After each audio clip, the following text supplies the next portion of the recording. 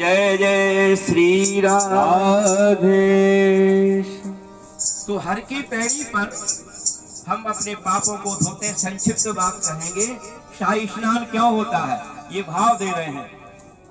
हम अपने पापों को गंगा को दे जाते हैं। तो बोले पाप कहाँ रहे, गंगा में रहे ना। गंगा जी कहती है हम में रहते तो हैं, लेकिन 12 वर्ष में जब संत आते हैं और वो शाही स्नान करते हैं, हमारे सारे पाप दूर हो जाते हैं, हम मुक्त हो जाते हैं। बोलो राधे राधे राधे, जय जय श्री राधे।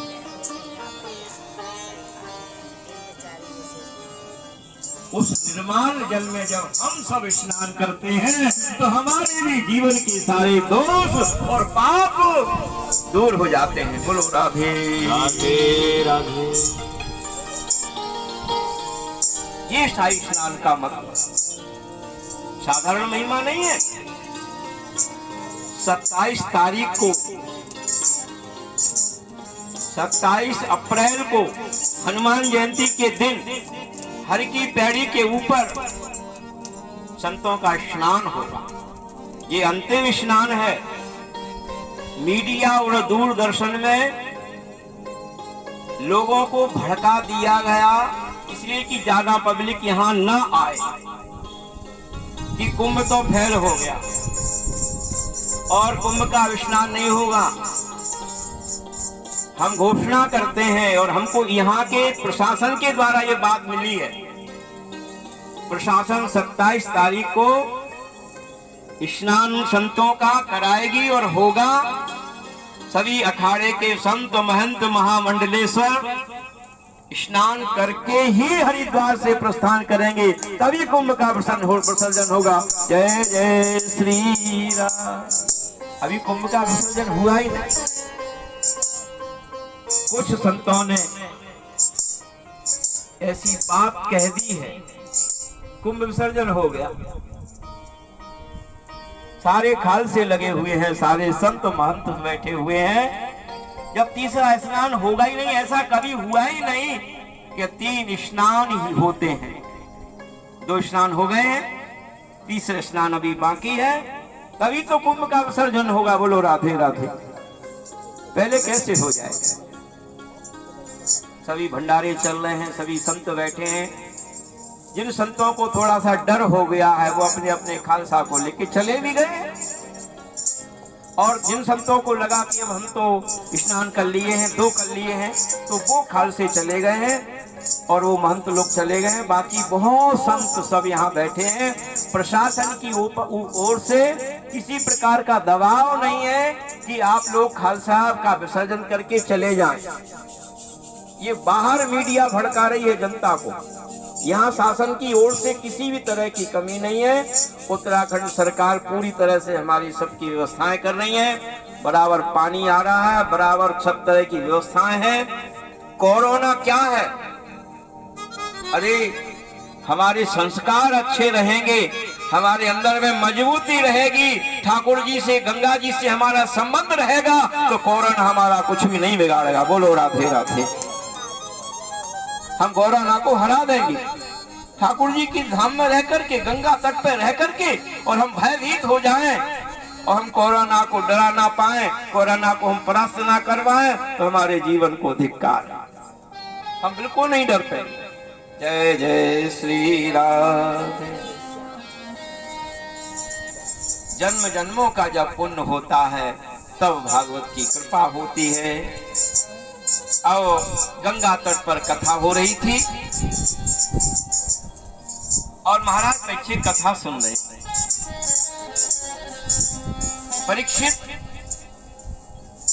तुम्हें दिव्य आयु चाहिए कि दीर्घ आयु? ये नया भाव देते हैं। दिव्य आयु के दीर्घ आयु? सुखदेव जी ने कहा कौन सी आयु चाहिए? दिव्य माने दिव्य आयु, दीर्घ माने लंबी आयु। कौन सी आयु चाहिए? परीक्षित ने कहा महाराज दीर्घ आयु नहीं चाहिए, दिव्य आयु चाहिए जो कभी समाप्त ना हो। इसको दिव्य आयु कहते हैं। जिसका मरण नहीं होता है वो दिव्य आयु होती है। दीर्घ आयु वालों का तो राधे राधे हो ही जाता है। पुनरपि जननम पुनरपि मरणम और पुनरपि जननी जठरे शयनम।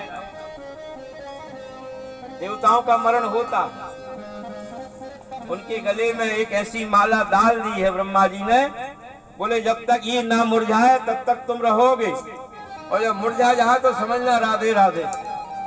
तो देवताओं को मरने का डर है, और वो दिन में कई बार उस माला को देखते कहीं मुरझाने तो नहीं लगी।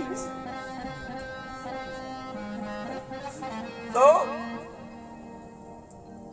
दिव्य आयु भागवत भगवान की कृपा से भागवत भगवान दिव्य आयु प्रदान करते हैं। परीक्षित ने कहा महाराज मुझे दिव्य आयु चाहिए। इतने में देवता लोग अमृत का कलश लेकर के आ गए। बोले महाराज आपको मृत्यु से डरे हुए महाराज परीक्षित को कथा सुना रहे हैं, ऐसा करिए, इन्हें मरने का डर है इसलिए कथा सुनने आ गए, कृपा करके आप इन्हें अमृत पिला दीजिए और हम सब देवताओं को कथा अमृत पान कराइए। सुखदेव जी बड़े आश्चर्य में और बड़े प्रसन्न हुए। आह, ये देवता बड़े स्वार्थी हैं। देवता दे तभी बतावे, जब तक इन्हें नहीं दो तब तक कोई असर। इसलिए देवादि की पूजा नहीं बताई है। वैष्णव लोग ठाकुर जी की पूजा करते हैं, इंद्र की पूजा का बहिष्कार करा दिया ठाकुर जी ने।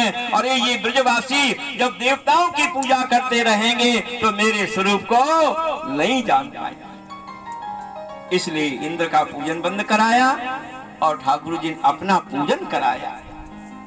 इसलिए लोग लिखते हैं स्वर्गीय, स्वर्ग में जाना है और कहीं नहीं। स्वर्ग वाले तो खाली करके चल देते। वैकुंठवासी, गौलोकवासी, निकुंजवासी, ये शब्द होना चाहिए। निकुंज में जाए, ठाकुर जी के प्रिया प्रीतम जहाँ रहते हैं, जहाँ निरंतर सखियां आह्लाद करती रहती हैं, ऐसी जगह हम जाएं। वैकुंठ में लक्ष्मी नारायण रहते हैं, गौलोक में राधा कृष्ण ग्वाल बाल गैया के संग में रहते हैं, साकेत में श्री सीता राम जी महाराज रहते हैं, और शिव लोक में भगवान शिव पार्वती के सहित सखियों के सहित रहते हैं। जय जय श्री राम। परीक्षित कथा के अधिकारी हैं, देवताओं को कथा नहीं सुनाई, फटकार दे दी। बोले क्यों? बोले ये भक्ति शून्य हृदय है। जो भक्त होते हैं, जिनके हृदय में भक्ति होती है, उन्हीं को भागवत कथा का अधिकार होता है। जय जय श्री राम। अवक्तांतांस विज्ञाय न ददौष कथामृतम् श्रीमद्भागवती वार्ताम् सुराणामपि दुर्लभा। तीनों लोकों में हल्ला मच गया और ये देवता लोग कथा सुनने गए थे, सुखदेव जी ने उनको बहिष्कृत कर दिया है। ब्रह्मा जी ने विचार किया, अरे ऐसी कौन सी महिमा है भागवत में। उन्होंने अपने ब्रह्म लोक में तराजू के ऊपर भागवत भगवान को रखा, दूसरे तरफ 17 पुराण, 4 वेद, शास्त्र सब रखे। जब पलवा उठाया तो सब पुराण वेद उठ गए और भागवत का पलवा नीचे रखा रहा। ब्रह्मा जी को आश्चर्य हुआ। श्रीमद् भागवत में 12 स्कंद हैं, 335 अध्याय हैं और 18,000 श्लोक संख्या। कहते हैं 12 स्कंद ये साक्षात श्री ठाकुर जी का स्वरूप है। पहला और दूसरा स्कंद भगवान के चरण है, तीसरा और चौथा स्कंद भगवान के दोनों घुटना है, 5वां 6वां स्कंद भगवान की दोनों कमर है, 7वां और 8वां भगवान की दोनों भुजाएं हैं, 9वां स्कंद भगवान का हृदय है और 10वां स्कंद भगवान का मुखारविंद है, 11वां स्कंद का भगवान का ब्रह्मरंध्र है और 12वां स्कंद भगवान का मस्तक है। इतने सा बागमयी मूर्ति। भागवत साधारण ग्रंथ नहीं है, ये बागमयी मूर्ति है। जो ठाकुर जी हैं वो भागवत हैं, जो भागवत भगवान है वो बिहारी जी हैं, वो राधा वल्लभ लाल हैं। बोलो गंगा मैया की जय। हरिद्वार कुंभ महोत्सव की जय। हरिद्वार कुंभ क्या है? ये ठाकुर जी का साक्षात श्री विग्रह है। यहाँ सभी ठाकुर जी इतने रूप में विराजमान हैं जो सबके हृदय में विराजमान होकर के सबकी कामना को पूर्ण कर रहे। अब भागवत के श्रवण मात्र से जीव का कल्याण हो जाता है। सप्ताह श्रवण विधि, 7 दिन की सप्ताह का क्यों विधान है? बोले सबसे पहले 7 दिन का सप्ताह हम एक भाव दे देते हैं। वैसे तो बहुत से भाव हैं, लेकिन समय के अभाव में आप को विश्राम देंगे। कहते हैं 7 दिन का सप्ताह इसलिए प्रारंभ हुआ, 7 दिन कथा इसलिए होने लगी कि ठाकुर जी ने गिरिराज जी को 7 दिन तक धारण किया। 7 दिन तक किया ना कमल सिंह? क्यों पटेल? क्या 8 दिन? 7 दिन। 7 दिन तक गिरिराज जी को धारण किया और ठाकुर जी भी 7 वर्ष के थे और गिरिराज जी भी 7 कोस के थे। सब में 7 की संख्या है। और इंद्र ने कुपित होकर के बड़ी जोर की बारिश की। ब्रजवासी गिरिराज जी की शरण में आ गए। सारा इंद्र का जो बल था, जो अभिमान था, जो भी उसका कारनामे थे, वो सब बहिष्कृत हो गए और ब्रजवासियों का कुछ भी नहीं हुआ। इसी धारणा को लेकर के कहते हैं भागवत की शरण में आ जाओ। कलिकाल तुमके ऊपर कुपित हुआ है, तुम भागवत के पंडाल में आ जाओगे, भागवत की शरण में आ जाओगे, तुम्हारा संसार में कोई कुछ नहीं बिगाड़ेगा। जय जय श्री राधे।